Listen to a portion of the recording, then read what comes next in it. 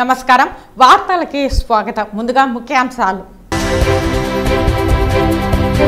కుప్పంకు కృష్ణా జలాలను నిన్న సీఎం జగన్ చేతుల మీదుగా నీరు విడుదల 24 గంటల కాకముందే నీరు ఆగిపోయిందని హంద్రీనివా కాలువలో బైఠాయించి ఆగ్రహం వ్యక్తం చేసిన టీడీపీ నేతలు మాలో ఎలాంటి అభిప్రాయ భేదాలు లేదు రాబోయే ఎన్నికల్లో చంద్రబాబును సీఎం చేయడమే లక్ష్యం పేర్కొన్న చిత్తూరు తెలుగుదేశం శ్రేణులు గ్రూప్ 2 ప్రిలిమినరీ స్క్రీనింగ్ పరీక్షలో నకిలీ హాల్ టికెట్ కలకలం ముద్దాయిని అరెస్టు చేసి నకిలీ హాల్ టికెట్ తయారు చేయడానికి ఉపయోగించిన కంప్యూటర్ మరియు మొబైల్ ఫోన్ స్వాధీనం తిరుపతి జిల్లా కరకంవాడిలో తీవ్ర ఉద్రిక్తత కబ్జాదారులను వదిలి పేదలపై వైసీపీ ప్రభుత్వం ప్రతాపమా మండిపడ్డ ప్రజలు ఇక వార్తల్లోని వివరాలు తిరుపతి ఇందిరా మైదానంలో జైహో బీసీ సభ నిర్వహించారు తిరుపతి పార్లమెంటు పరిధిలోని 7 నియోజకవర్గాల టీడీపీ ఇన్ఛార్జీలు ఈ సభకు హాజరయ్యారు పెద్ద ఎత్తున బీసీలు తరలివచ్చారు ఈ సందర్భంగా టీడీపీ తిరుపతి పార్లమెంట్ అధ్యక్షుడు నరసింహ యాదవ్ మాట్లాడుతూ జగన్ను ఓడించడమే లక్ష్యంగా బీసీలు పనిచేయాలని తెలిపారు బీసీలను రాజకీయంగా సామాజికంగా అణగదొక్కింది జగన్మోహన్ రెడ్డి అని పేర్కొన్నారు బీసీలు ఐక్యంగా పనిచేయాలని తెలిపారు రాష్ట్ర ప్రజలు తెలుగుదేశంను నమ్ముతున్నారని చెప్పారు రాష్ట్రంలో టీడీపీ గెలుపు ఖాయమని టీడీపీ హయాంలోనే బీసీలను గౌరవించారని తెలిపారు బీసీ సప్లాన్ నిధులను వైఎస్ జగన్మోహన్ రెడ్డి దారి మళ్లించారని ఎద్దేవా చేశారు అనంతరం మాజీ ఎమ్మెల్యే సుగుణమ్మ మాట్లాడుతూ ప్రభుత్వాన్ని ప్రశ్నించిన బీసీలను హత్యలు చేయించారని తెలిపారు వైసీపీ అధికారంలోకి వచ్చినప్పటి నుంచి ఏపీలో 75 మంది బీసీలు హత్యకు గురయ్యారని తెలిపారు బీసీలే తెలుగుదేశం పార్టీకి వెన్నుముక అని రాష్ట్రం బాగుండాలంటే చంద్రబాబు ముఖ్యమంత్రి కావాల్సిన అవసరం ఉందని తెలిపారు రాష్ట్ర వ్యాప్తంగా కూడా వెనుకబడిన వర్గాలంది అందరూ కూడా చంద్రన్న వెంటుంటాం తెలుగుదేశం పార్టీ వెంటుంటాం తెలుగుదేశం పార్టీ అధికారంలోకి రావడమే చంద్రబాబు నాయుడు ముఖ్యమంత్రి చేసుకోవడమే ఈ రోజు బీసీలందరూ కూడా కలిసి కట్టుగా రేపు ఎన్నికలలో పోరాడి చంద్రన్నకు అధికారం వస్తేనే బీసీలకు అధికారం వచ్చినట్టు తెలుగుదేశం పార్టీ అధికారంలోకి వస్తేనే ఈరోజు బీసీలకు అధికారం వచ్చినట్టు భావించి మేమందరూ కూడా ఈరోజు ఎన్ని అక్రమ కేసులు పెట్టినా ఎన్ని విధాలుగా నిర్బంధాలు చేసినా ఎన్ని విధాలుగా మా నేతలందరిపైన అక్రమ కేసులు పెట్టి ఏదైతే చంద్రన్నని అక్రమంగా అరెస్టు చేసినా చంద్రన్న గారు ఏదైతే అసెంబ్లీ సాక్షిగా శపథం చేశారో ఈ కౌరవ సభ పోయి గౌరవ సభ వస్తేనే ఈ అసెంబ్లీలో అడుగు పెడతానని చెప్పారు ఆ యొక్క శపథం నెరవేర్చే దాంట్లో బీసీలందరూ ఏకమనకులై తెలుగుదేశం పార్టీని చంద్రబాబు నాయుడు అధికారం తెచ్చేదానికి ముందుంటామని కూడా తెలియజేస్తాను అదేవిధంగా వాళ్ళకి మరి చేతుర్తుల పని వారికి వారికి కావాల్సినటువంటి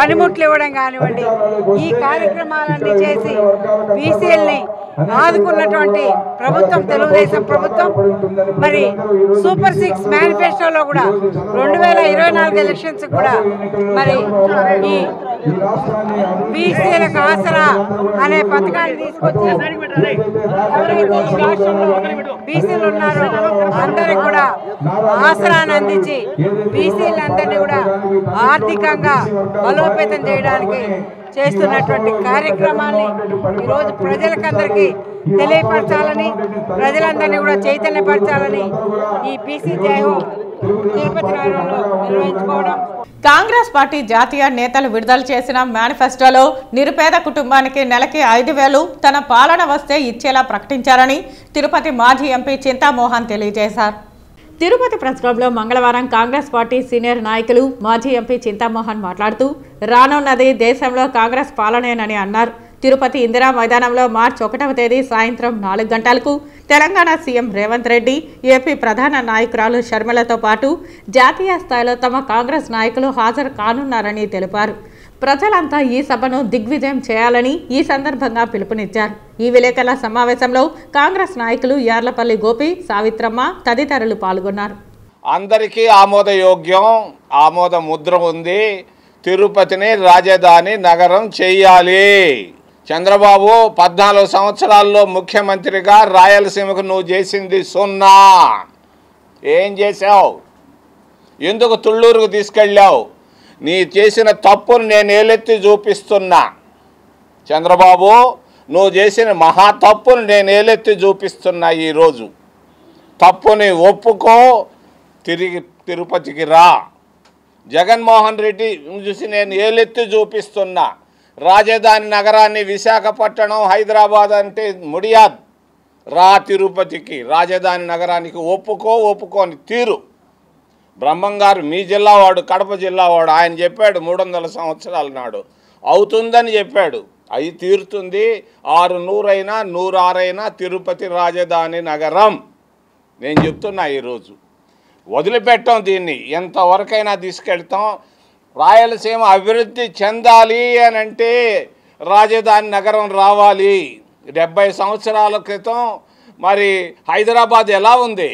హైదరాబాదులో ఏముంది? ఒట్టి రాళ్ళు ఉన్నాయి. ఈరోజు అది భాగ్యనగరంగా తయారైంది. భాగ్యనగరంగా తయారైంది. ఈ భాగ్య నగరం కావడానికి కారణం రాజధాని. రాజధాని ఉంటే అన్నీ వస్తాయి. అంద్రి నీవాలు కాదు, గాలి నగర ప్రాజెక్టులు కాదు, అది కాదు, ఇది కాదు, అన్నీ 100ల కొద్ది వచ్చి కూర్చుంటాయి. ఇదొక్కటే మార్గం. రాయలసీమలో ఉన్నటువంటి రాళ్లకు ఇది ఒక్కటే ఒక మార్గం. నేను మీడియా పెద్దలకు కూడా తెలియజేస్తున్నాను. హైదరాబాదులో కూర్చొని ముసి నవ్వులు నవ్వుకునేటువంటి మీడియా పెద్దలకు కూడా తెలియజేస్తున్నాను, ఇది దుర్మార్గం. రాయలసీమ ప్రయోజనాలు కాపాడకుండా మీరు అక్కడ కూర్చొని ముసి నవ్వులు ఏసీ రూముల్లో పెద్ద మ్యాన్షన్లో కూర్చుంటే ప్రయోజనం లేదు. ఏలెత్తి చూపక ముందే జాగ్రత్త పడి తిరుపతి రాజధాని నగరానికి ఒప్పుకోమని చెప్పి నేను గట్టిగా డిమాండ్ చేస్తున్నాను ఈరోజు. మాలో ఎలాంటి అభిప్రాయ భేదాలు లేదని, రాబోయే ఎన్నికల్లో చంద్రబాబును సీఎం చేయడమే లక్ష్యమని చిత్తూరు టీడీపీ శ్రేణులు తెలిపారు. చిత్తూరు టీడీపీ పార్టీ కార్యాలయంలో విలేకరుల సమావేశంలో మాజీ MLC Dorababu, Katari Hemalatha, Kajuru Balaji, CR Rajan, MLA అభ్యర్థి గురజాల జగన్మోహన్ నాయుడు మాట్లాడుతూ అధిష్టాన నిర్ణయం మేరకు అందరూ కలిసికట్టుగా టీడీపీ విజయానికి కృషి చేస్తామన్నారు. చంద్రబాబు ఎన్నుకున్న ఎమ్మెల్యే అభ్యర్థిని సీఎంగా చంద్రబాబును గెలిపించుకోవడానికి ప్రణాళికాబద్ధంగా వ్యవహరిస్తున్నామని అన్నారు. అందరూ కలిసికట్టుగా ఇంటింట ప్రచార కార్యక్రమంలో కొనసాగుతామన్నారు. కొన్ని అసంతృప్తులు ఉన్నప్పటికీ అధిష్టానం నిర్ణయానికి కట్టుబడి టీడీపీ పార్టీని అత్యధిక మెజారిటీతో గెలిపించడానికి కృషి చేస్తామని అన్నారు. సో అన్నగారు చెప్పినట్టు మేము 6 కలిసి దొరబాబన్న ఆధ్వర్యంలో చిత్తూరు పట్టణంలో ఎవరికి సీట్ వచ్చినా కలిసిమెలిసి పని చేస్తామని చెప్పి ప్రయాణం చేశాము.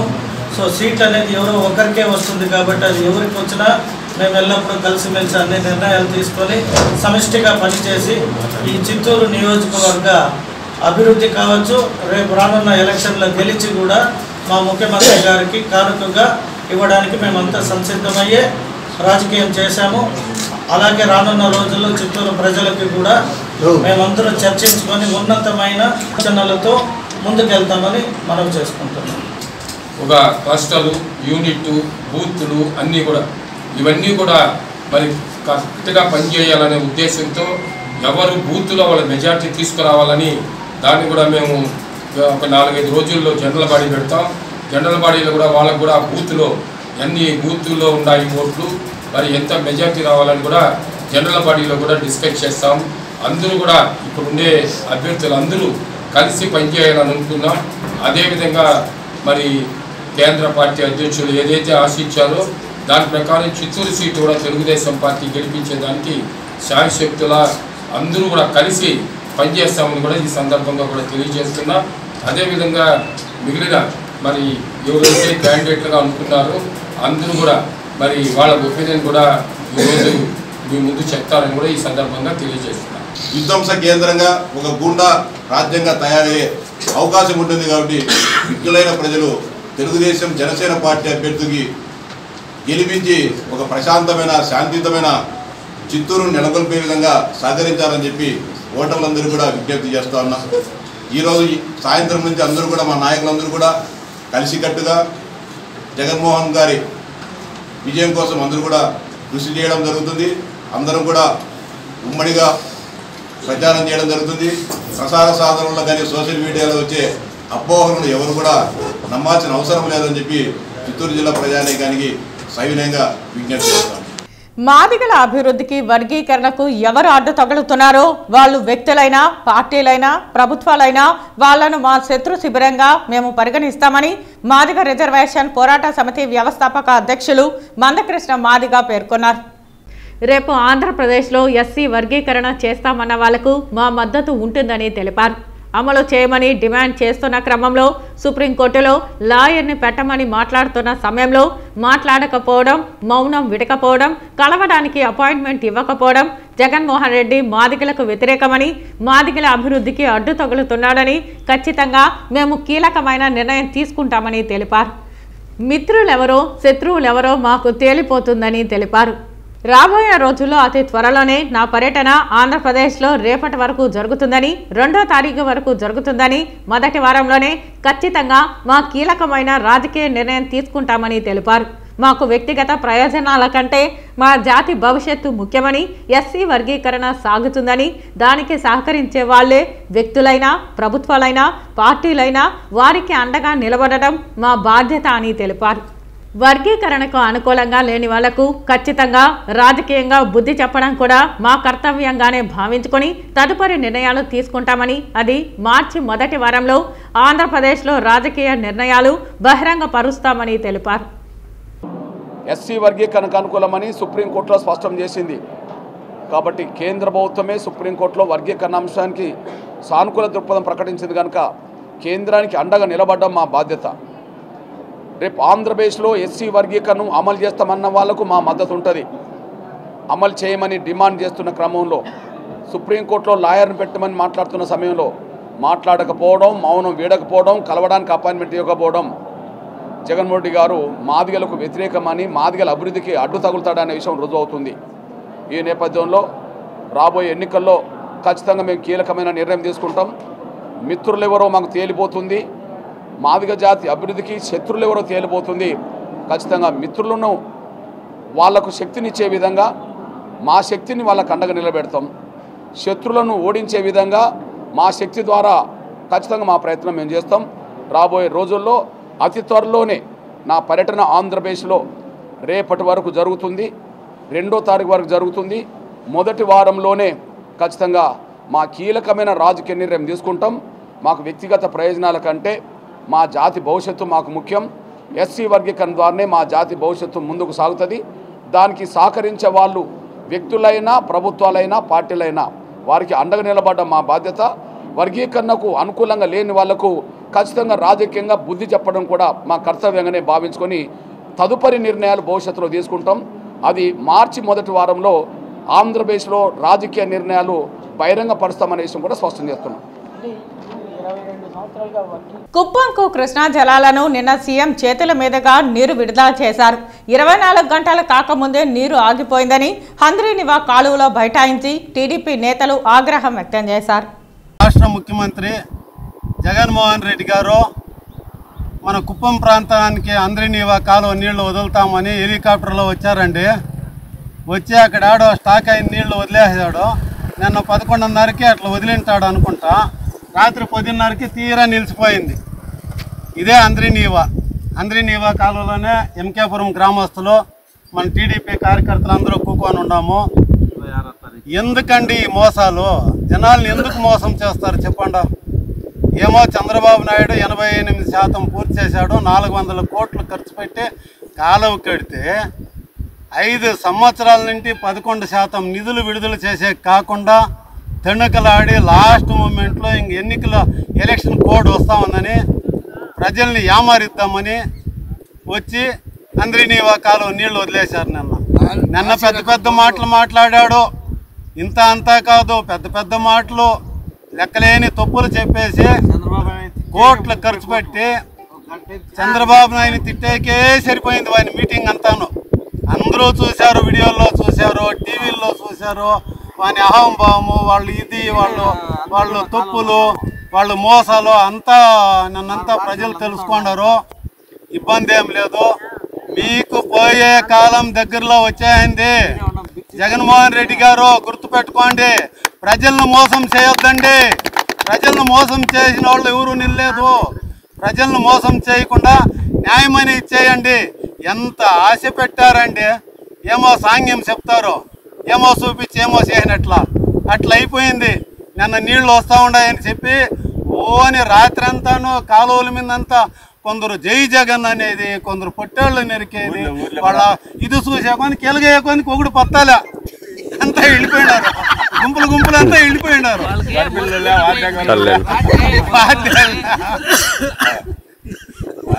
ఇదండి వాస్తవ పరిస్థితి. ఇదే అంద్రినీవా కాలువ నాసిరకం పనులు చేసి గబగబాని వదిలేశారు. నిన్న సీఎం ఇడిచిండే నీళ్లతో కూడా ఆ సిమెంట్ పెరుక్కొని పోతే అప్పటికప్పుడు ఆ రాజపేట దగ్గర వేసినారు. వీళ్ళంతా మోసాలు, మీ మోసాలంతా చూడన్నారు. కుప్పం ప్రజలు మీకు తగమైన రీతిలో బుద్ధి చెప్తారు. నారా చంద్రబాబు నాయుడు గారికి 1,00,000 ఓట్ల మెజారిటీ పైన వచ్చేది ఖాయము. మీరు ఎన్ని అడ్డంకులు జరిగినా ఎంత ఇచ్చైనా కూడా నారా చంద్రబాబు నాయుడే ముఖ్యమంత్రి అవుతా ఉన్నాడు. గుర్తుపెట్టుకో, ఎల్లకాలం మీ అందరినీ నీళ్లు అన్ని చెరువులు నింపే రోజులు దగ్గరలోనే వస్తాయని అందరినీ కోరుకుంటున్నాను. ఉపాధ్యాయ నగర్లోని పట్టా స్థలం ఆక్రమణకు వైసీపీ నేతల అండదండలతో భూ కబ్జాదారులు రెచ్చిపోతున్నారు. బాధితులు బి సుజాత, బి బాలమురళిపై మాఫియా ముఠా దాడి చేసింది. అధికార పార్టీ నాయకుడి పేరు చెప్పి చంపేస్తామని బెదిరించారు. తీవ్ర గాయాలతో బాధితులు ఆసుపత్రి పాలయ్యారు. పోలీసులు అధికారులు రక్షణ కల్పించాలని వేడుకుంటున్నారు. బాధితులను జనసేన తెదేపా నాయకులు పరామర్శించారు. నేను ఏమి చేసినాను సార్, చేసి వాళ్ళని ఏదో ఎవరైనా అడుక్కుందాం అనుకుంటే ప్లాట్ కాడికి పోతే వాళ్ళు 20 మంది చుట్టుకొని కొట్టినారు సార్. మమ్మల్ని న్యాయంగా కొట్టినారు సార్. మేము వచ్చేస్తా అంటే కూడా బండి బీగాలు పెరుక్కునేనారు, ఫోన్ పెరుక్కున్నారు. మళ్ళీ గంటకి ఇచ్చినారు సార్ మాకు. మళ్ళీ అడుక్కుంటే ఇచ్చినాడు బారేసినాడు. మమ్మల్ని బాధ పెట్టారు సార్. అన్యాయంగా సార్. అది నా ప్లాటే సార్. 20 ఏండ్లైంది నేను కొనుక్కొని. నేను కష్టపడి రూపాయి 5 రూపాయలు కూడబెట్టి కూలి చేసి సంపాదించిన సొత్తు సార్. మాకెంత కడుపు కాలుతుంది. నేను అట్ట మాదిరిగా వచ్చి అన్యాయంగా ఆక్రమించాడారు సార్.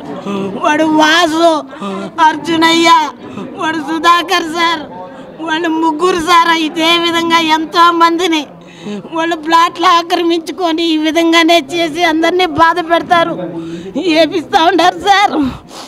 అందరినీ ఏపిస్తూ ఉంటారు సార్. వాళ్ళు ప్రతి ఒక్కరిని ఆ 4 ప్లాట్లు ఆపుకొని కోర్టులో ఉండే జాగాలు కూడా ఇల్లు కట్టేసినారు సార్. అట్టే మాది కూడా కట్టేద్దామని కడతా ఉంటారు సార్. రాత్రి పోయి లాయర్తో కూడా మాట్లాడేసి వచ్చినాను.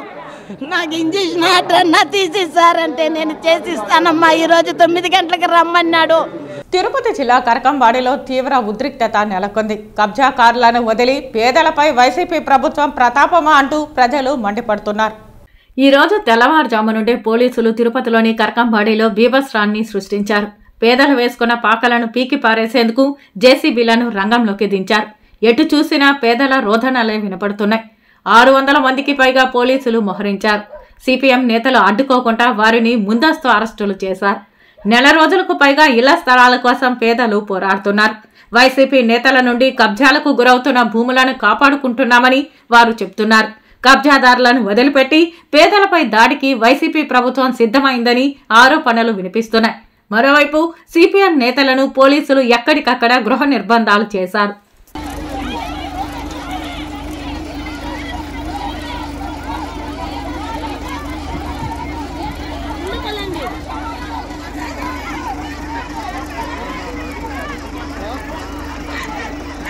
గ్రూప్ 2 ప్రిలిమినరీ స్క్రీనింగ్ పరీక్షకు నకిలీ హాల్ టికెట్తో కర్నూలు నుంచి పరీక్ష రాయటకు చిత్తూరుకు వచ్చిన అభ్యర్థిపై కేసు నమోదు చేసి ముద్దాయిని అరెస్టు చేసి నకిలీ హాల్ టికెట్ తయారు చేయటకు ఉపయోగించిన కంప్యూటర్ మరియు మొబైల్ ఫోన్ను స్వాధీనం చేసుకున్నారు. సుదర్శనం గ్రూప్ 2 ప్రిలిమినరీ స్క్రీనింగ్ పరీక్షకు సంబంధించి హాల్ టికెట్ను ఇమాన్యుల్ను అడగడం జరిగింది. అంతకుముందే ఇమాన్యుల్ అతని పనిచేస్తున్న మీ సేవా కేంద్రంలో మండలా శ్రీనివాసులు అనే అభ్యర్థి ఏపీపీఎస్సీ కమిషన్ వెబ్సైట్ నుండి అతని హాల్ టికెట్ డౌన్లోడ్ చేసుకుని ప్రింట్ తీసుకుని వెళ్లాడు. సుదర్శనం పదే గ్రూప్ 2 హాల్ టికెట్ గురించి అడగడంతో మండలా శ్రీనివాసుల యొక్క ఒరిజినల్ హాల్ టికెట్ ని పీడీఎఫ్ ఫార్మేట్ లో మీ సేవ యొక్క కంప్యూటర్లో సేవ్ చేసి ఉండడంతో ఇమాన్యుల్ నేరపూరిత ఉద్దేశంతో సదరు మండలా శ్రీనివాసుల యొక్క ఒరిజినల్ హాల్ టికెట్ ను మీ సేవలో ఉన్న కంప్యూటర్ నుంచి పీడీఎఫ్ కన్వర్షన్ అప్లికేషన్ ద్వారా ఎంఎస్ వర్డ్ అప్లికేషన్ లోకి మార్చుకుని సుదర్శనం యొక్క వ్యక్తిగత వివరములు మరియు ఫోటోను మండలా శ్రీనివాసుల యొక్క హాల్ టికెట్ తో ఎడిట్ చేసి నకిలీ హాల్ టికెట్ తయారు చేసి సుదర్శనంకు ఇచ్చాడు. సుదర్శనం పరీక్షా కేంద్రం దూరంగా ఉంటే సమయానికి చేరుకోలేక తిరుగు ప్రయాణం అవుతాడని భావించి ఎక్కువ ప్రయాణ సమయం ఉన్న చిత్తూరు టౌన్ మరిమాను వీధి నారాయణ కాలేజ్ పరీక్షా కేంద్రం ఎడిట్ చేశాడు. వాస్తవానికి చిత్తూరు జిల్లాలో ఏ నారాయణ కాలేజ్ కూడా పరీక్షా కేంద్రంగా లేదు. ఇమ్మాన్యుల్ ఇచ్చిన నకిలీ హాల్ టికెట్ను అసలైనదిగా నమ్మి సుదర్శనం చిత్తూరు వరకు వచ్చి నకిలీ హాల్ టికెట్తో పరీక్షా కేంద్రాన్ని గుర్తించలేక కమిషన్ అధికారులను సంప్రదించి సదరు ఇమ్మాన్యుల్ ఇచ్చిన హాల్ టికెట్ నకిలీదని గుర్తించి చిత్తూరు 1వ పట్టణ పోలీస్ స్టేషన్లో ఫిర్యాదు చేశాడు. కేసు నమోదు చేసుకున్న పోలీసు వారు చిత్తూరు జిల్లా ఎస్పీ జాషువా సూచనలతో చిత్తూరు డీఎస్పీ రాజగోపాల్ రెడ్డి పర్యవేక్షణలో దర్యాప్తును కొనసాగించి కర్నూలులో జిల్లా డోన్లో ఇమ్మాన్యుల్ని అరెస్టు చేసి అతని వద్ద నుంచి నేరం చేటుకు ఉపయోగించిన ఒక కంప్యూటర్, ఒక సెల్ ఫోన్ స్వాధీనం చేసుకుని దర్యాప్తులో భాగంగా జ్యుడిషియల్ కస్టడీకి తరలించారు. దర్యాప్తులో పాల్గొని ముద్దాయిని త్వరితగతిన పట్టుకున్న చిత్తూరు 1వ పట్టణ పోలీస్ సిబ్బందిని చిత్తూరు జిల్లా ఎస్పీ జాషువా, చిత్తూరు డీఎస్పీ రాజగోపాల్ రెడ్డి ప్రత్యేకంగా అభినందించారు. ఉన్నాడు. సో అప్పుడు అతనికి ఇంటరాగేట్ చేసి స్టోరీ అంతా చెప్పుకుంటూ వచ్చినాడు. నిజమే సార్, నేను చేసింది వాస్తవమే, మాకు వాళ్లకు ఫ్యామిలీ పరంగా డిస్ప్యూట్స్ ఉన్నాయి కాబట్టి అతనికి దురుద్దేశంతోనే ఈ విధంగా క్రిమినాలజీ చేయడం జరిగింది అనమాట. అందుకు he has given a confession అనమాట. ఆ కన్ఫెషన్ బేస్ చేసుకొని మనము కేసెస్ 406, 437, 438, 471, 506 అండ్ 420 ఈ కేసులన్నీ కేసు కట్టి 1 పరంగా అతను చెప్పిన మేరకు అక్కడ వాడిన ఏవైతే అతను సిస్టమ్ వాడినాడో ఆ కంప్యూటర్స్, తర్వాత సెల్ ఫోను, అతని డీటెయిల్స్ అన్నీ మనము సీజ్ చేసుకొని అతన్ని కూడా నిన్నటి రోజు అరెస్ట్ చేయడం జరిగింది. సో ఈ కోణంలో మా ఎస్పీ గారి యొక్క చొరవ, వారి యొక్క ఆదేశం మేరకు తర్వాత చేసిన టీంకు చాలా రియల్గా కంగ్రాచులేట్ చెప్పడం జరిగిందనమాట టీంకు. సో ఈరోజు అతనికి కస్టడీకి తీసుకుని మనము జ్యుడిషియల్కు రిమాండ్కు పంపిస్తున్నాం. తిరుమల శ్రీవారిని ఈరోజు ఉదయం ఆర్జిత సేవలో జయలలిత సన్నిహితురాలు శశికళ దర్శించుకున్నారు. తిరుమల శ్రీవారిని ఈరోజు ఉదయం అర్చన సేవలో శశికళ దర్శించుకున్నారు. దర్శన అనంతరం రంగనాయకుల మండపంలో వేద పండితులు వేదాశీర్వచనం అందించగా ఆలయ అధికారులు శ్రీవారి తీర్థ ప్రసాదాలను అందజేశారు.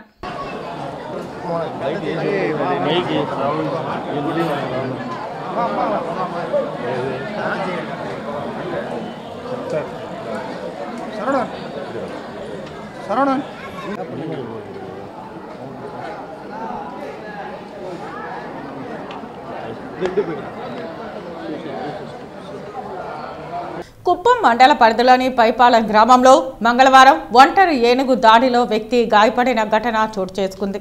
కాగా సమాచారం అందుకున్న sub DFO Venugopal Kuppam PES ఆసుపత్రిలో చికిత్స పొందుతున్న మునిరత్నంను పరామర్శించారు. అనంతరం ఆయన మీడియాతో మాట్లాడుతూ పైపాలెం గ్రామ సమీపంలోనే అటవీ ప్రాంతం నుండి ఒంటరి ఏనుగు పంట పొలాల వైపు వచ్చి పూలు కోస్తున్న మునిరత్నంపై ఒంటరి ఏనుగు దాడి చేసినట్లు తెలిపారు. గాయపడిన వ్యక్తి ప్రస్తుతం వైద్య పర్యవేక్షణలో ఉన్నారని తెలిపారు. కాగా మునిరత్నం ఆరోగ్య పరిస్థితి నిలకడగా ఉందన్నారు. మునిరత్నం వైద్యకు కావాల్సిన ఖర్చులను కూడా తామే భరిస్తామని తెలిపారు. అదే ఈరోజు ఎలిఫెంట్ అటాక్ మార్నింగ్ జరిగినప్పుడు మునిరత్నం అనే అతనుకి కొద్దిగా ఇంజరీస్ అయ్యాయి. ఇప్పుడు అబ్జర్వేషన్లో పెట్టాము. ఇక్కడ పిఈఎస్ మెడికల్ ఇన్స్టిట్యూట్ కుప్పంలో డాక్టర్లతో మాట్లాడటం జరిగింది. 24 అవర్స్ అబ్జర్వేషన్లో పెట్టారు. కాకపోతే మేజర్ ఇంజరీస్ ఏం లేవు, ప్రాణాపాయం ఏం లేదు, అవుట్ ఆఫ్ డేంజర్. కాకపోతే 24 అవర్స్ అబ్జర్వేషన్ పెట్టాము. ఒక 2 చోట్ల ఇంజరీ జరిగింది. ఇక్కడ స్టమక్ రైట్ సైడ్, తర్వాత ఈ క్లావికల్ బోన్ ఉంటుంది కదా వెనకాల, అక్కడ జరిగింది. దానికోసం కొద్దిగా లంగ్ డ్యామేజ్ ఏమైనా ఉంటుందని చెప్పి అబ్జర్వేషన్ పెట్టారు. 24 hours is out of danger అనమాట. అయితే అతనికి ఏమన్నా మెడికల్ ఖర్చులు కావస్తే డిపార్ట్మెంట్కి ప్రపోజ్ రాసి డిపార్ట్మెంట్ నుంచి పేమెంట్ చేయడం. సార్, ఫారెస్ట్లో ఈ జేసీబీలు ట్రాక్టర్లు తిరగడం వల్లే ఏనుగులు రోడ్డుకు వస్తూ ఉంది. ఇసుక తవ్వకాలు ఎక్కువైపోయింది. మీరు దీనిపైన చర్యలు ఏం తీసుకుంటున్నారు? ఇసుక తవ్వకాలు ఏం జరగట్లేదు. మా దృష్టికి వస్తే కంపల్సరీ మేము వెహికల్స్ సీజ్ చేసి కేసులు పెడుతున్నాము. అటువంటిదే లేదు ఇసుక తవ్వకాలు. ఒకసారి ఏనుగు దాడిలో ఎవరో గాయపడుతున్నారు, దీనిపై మీరు ఎలాంటి చర్యలు తీసుకుంటున్నారు సార్? ఎలాంటి చర్యలు అంటే మా ఊళ్ళో 24 అవర్స్ ఏనుగులు అబ్జర్వేషన్ చేస్తున్నాము. అవి బయటికి రాకున్నట్లు అడవిలోకి డ్రైవ్ చేస్తున్నాము. తర్వాత ఏమైనా కాంపెన్సేషన్, క్రాప్ డ్యామేజ్ అయినా కానీ కాంపెన్సేషన్ పే చేస్తున్నాము. ఇప్పుడు కూడా గవర్నమెంట్స్ నుంచి ఫండ్స్ వచ్చాయి. ఈ 2 డేస్లో వాళ్ళకి చెక్స్ కూడా అందిస్తున్నాము. దీనికి పటిష్ట చర్యలు ఏమైనా తీసుకుంటున్నారు? పటిష్ట చర్యలే తీసుకుంటున్నాము. ఎందుకంటే ఏనుగులు కంపల్సరీ బయటికి రాకుండా అడవిలోనే ఉండేటట్టు ఈ ట్రాకర్స్ మేము బేస్ క్యాంప్ ఎక్కడికక్కడ మేము దాన్ని కంట్రోల్ చేస్తున్నాం. బయటికి రా అయినా కానీ నైట్ పూట వస్తున్నా కానీ దాన్ని ఫారెస్ట్లోకి డ్రైవ్ చేస్తున్నాం.